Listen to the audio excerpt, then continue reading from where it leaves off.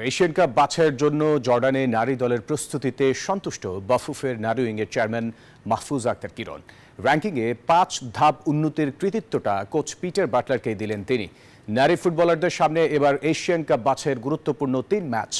আফ্রিদা খন্দকারদের লড়তে হবে Bahrain, Turkmenistan এবং স্বাগতিক মিয়ানমারের বিপক্ষে। অভিজ্ঞতা ও তারুণ্যের মিশেলে ভালো ফলাফলই আশা করছে বাফুফে। এছাড়া জুলাইয়ে নারী অনূর্ধ্ব-২০ সাফ চ্যাম্পিয়নশিপ আয়োজন করছে বাংলাদেশ।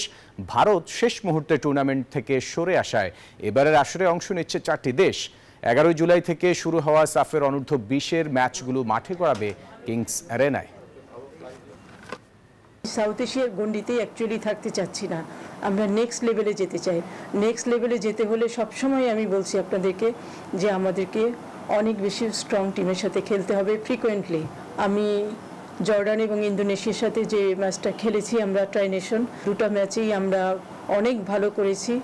তো আমি অবশ্যই খুশি এই জন্য যে আমার সামনে যেহেতু এফসি এশিয়া কাপ কোয়ালিফায়ার্স আছে মিয়ানমারে, সেটাকে সামনে রেখে এটা মেয়েদের জন্য অনেক বড় লার্নিং।